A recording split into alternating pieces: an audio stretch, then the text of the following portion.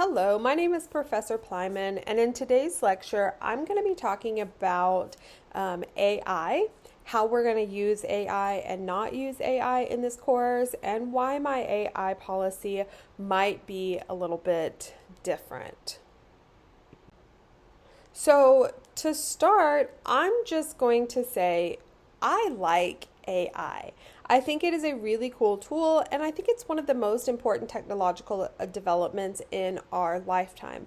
There's a lot of things that it can help us do. It can help us brainstorm ideas, organize information, sometimes explain difficult concepts. AI can provide feedback, it can improve writing, and maybe even increase productivity. There's a lot of things that I use AI for in my personal life. I will never do another meal plan as long as I live because I can have AI do it for me. I can say, here's the ingredients I have, make a meal plan for me, and then give me a grocery list of what else I need to pick up. It saves me so much time. AI isn't the enemy.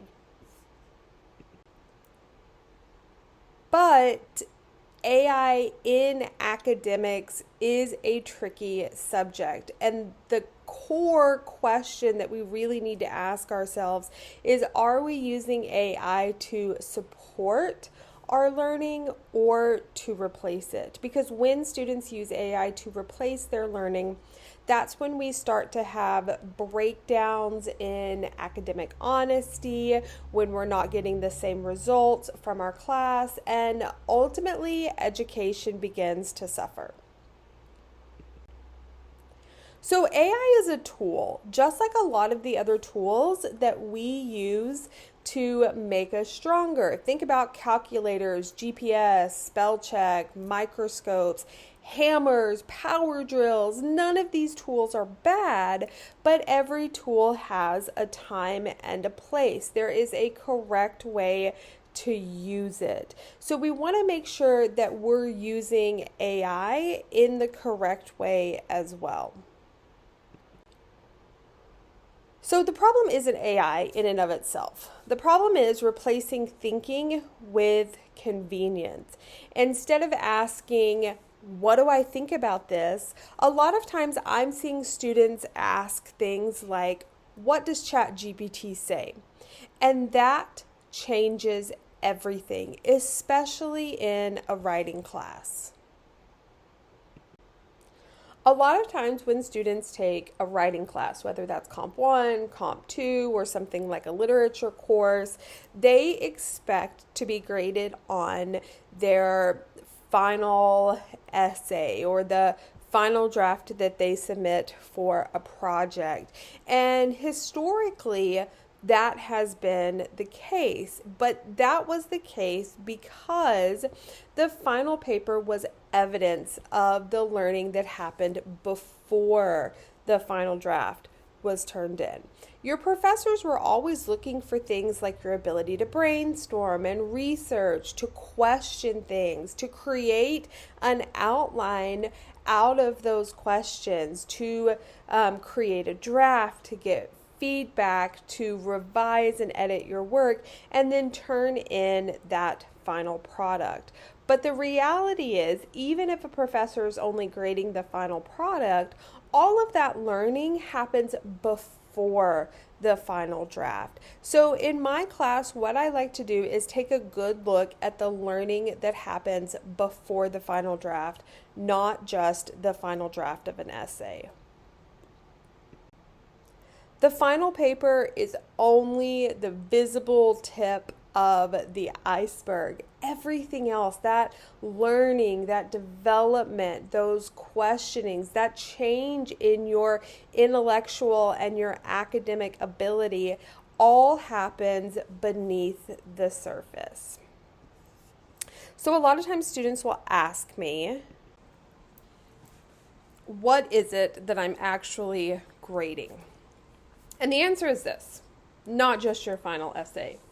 I'm looking at your curiosity, your brainstorming, your questioning and exploration, your revisions and editing. Where did you go from your original ideas until your final draft? And how much change was there in your drafting process? I'm looking for growth and reflection.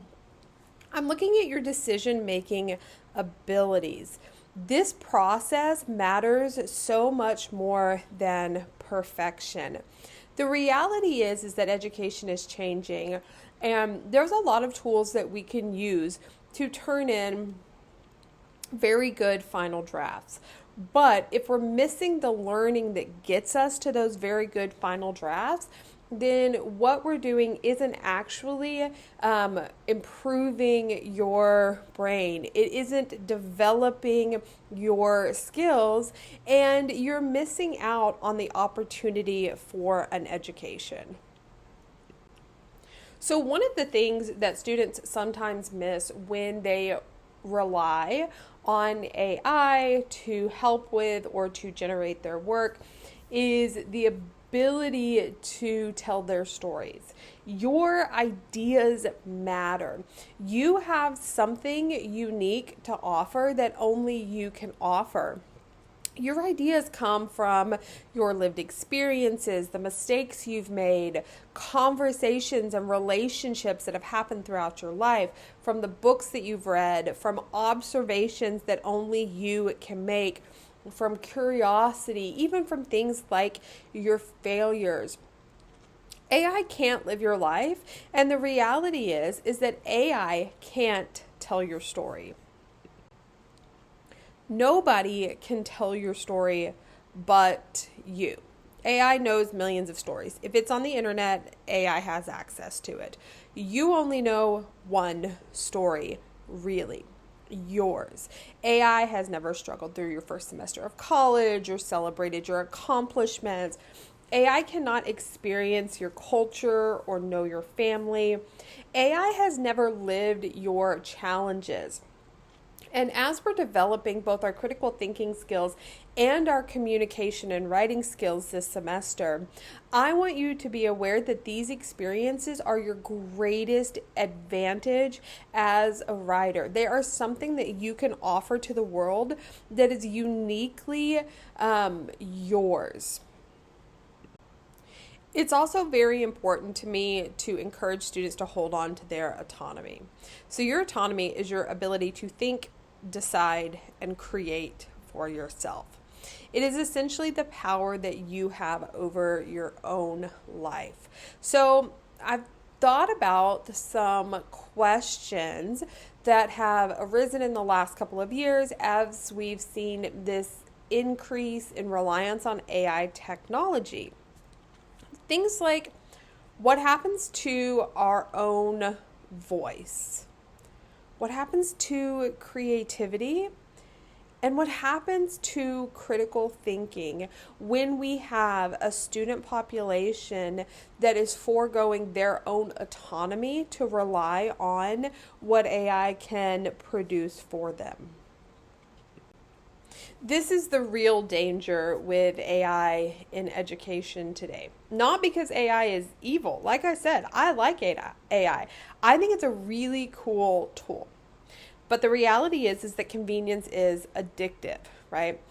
The easier it becomes, the less we practice difficult thinking. And learning requires productive struggle. If you went to the gym and had somebody else lift weights for you, your muscles would never grow. Learning and education is just like that.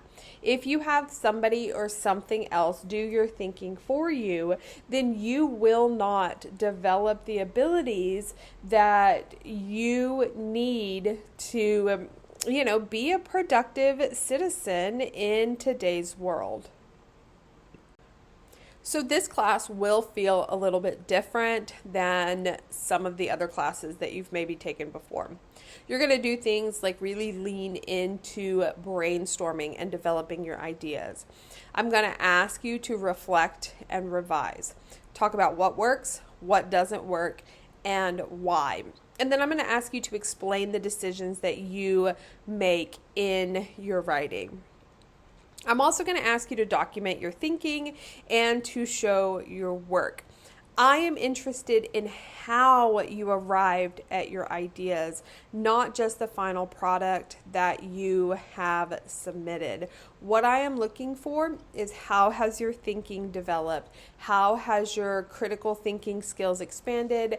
And how are you improving those communication and writing skills? So let's talk about where AI has a place in education. There are some things that AI can do. Maybe you want to use AI to help you brainstorm topics. One of the things that I often have students do in face-to-face classes is talk with a partner or a group and brainstorm that way. In online classes, that's a little bit more difficult. Should you have a discussion with one of your classmates or peers? Yes, absolutely. But if that's not an option for where you are in the minute, you can have a conversation with AI where you are brainstorming topics. You're not just going to ask for topics, but you can initiate that conversation. You can generate practice quizzes. You can ask AI to explain difficult concepts or readings. You can find counter arguments. Sometimes we're very passionate about the issues that we're writing about, and it's difficult for us to see things from the other perspective. Ask AI, can you explain to me why somebody might disagree with that? And really spend some time doing some research. You can use AI to check things like grammar and spelling. As long as you aren't having AI rewrite your work for you, this is a great tool. And then you can also create study guides. Put your instructions into AI and say, hey, can you create a checklist for me? Or you can put your notes into AI and say, hey, can you create a study guide for me for this test that's coming up? There's a lot of really cool things that AI can do. Here's what we're not going to use it for, though. We're not going to use it to replace our reading. If your professor asks you to read something, you should read it because there is a reason and there's something that you're supposed to get from it. We're certainly not going to use AI to replace our writing. It is unethical to submit something that AI has written as your own work in any class, not just this class. We're not going to use AI to replace reflection. Just like my gym analogy a moment ago, if you're not using those muscles, you won't be able to develop those skills. Part of learning is looking back at what we've done, reflecting, figuring out what worked and what didn't work. And we're certainly not going to use AI to replace critical thinking skills. It is really important that we become critical thinkers. In every class I teach, that is a core element of what we are working on. And if we're outsourcing our thinking to AI, which, like I said, is a really great tool, but it is certainly not a perfect tool, we're gonna struggle with not only the ability to think for ourselves, but also sometimes the quality of information that we're getting. So, can you use AI? Sure. In ethical ways where you are thinking alongside the AI, using the AI as a thinking partner, but not your thinking replacement. So when it comes time to decide if and how you're going to use AI, there is a question that I think would be beneficial if you would ask yourself this. And the question is this: instead of asking, can AI do this for me? The question should be, should AI do this for me? Is there a reason I am doing this assignment? Do I genuinely desire education, development, critical thinking skills? And sometimes, if the answer to that question is no, it might be worth stepping back, looking at what we're doing, looking at our goals, and figuring out if education is what we want to pursue at this time. So here is what I am going to try to offer you as your professor. I won't ask you to pretend that AI doesn't exist. The reality is it does exist. We let that cat out of the bag. We're never putting her back in. It's not going away. Instead of pretending that it doesn't exist, the goal here is for me to help you learn things like when to use it and when not to use it, how to question it, because we all know that AI is not completely reliable, how to improve it, but most importantly, how to remain the author of your own ideas. So this is my promise to you. Now, in return, this is what I'm going to ask of you. Number one, before you use AI, ask yourself, is this going to help me learn, or will this keep me from learning? That one question will guide almost every decision that you make throughout the semester. A couple of years ago, when my youngest kiddo was still in high school, he was taking a pre-calculus class, and it had been a little while since I had done this type of math. So one of the things that we did so that I could help him with his homework was we paid for a subscription to a program called Mathway. And Mathway works you through how to solve problems. And so we would get a problem. If we couldn't figure it out, we would use Mathway. Mathway would solve the problem for us and then walk us step by step through that process. Then we turned it off and did the next problem on our own. We used it as a tutor to help us with our learning. We didn't use it to replace our learning. This is how AI tools can be used to develop you as a thinker. If we had just used Mathway, or if my son had just used Mathway to find the answer for every problem, he wouldn't have been able to develop those skills. Now, obviously, you need the skills that you learn in pre-cal to do Calc 1 and Cal 2. And so when students are missing those foundational skills, it's causing significant issues.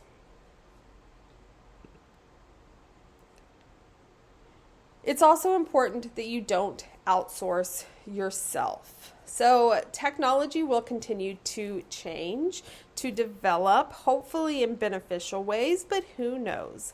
But your ability to think, to question, to communicate, to solve problems, and to tell your own story will always be your greatest advantage. AI can generate words, but only you can create meaning. But all of these things, thinking, questioning, communicating, solving problems, and telling your own story requires education. It requires you to learn and develop skills. And if you're not learning and developing these skills, eventually you will not be able to do what is asked of you.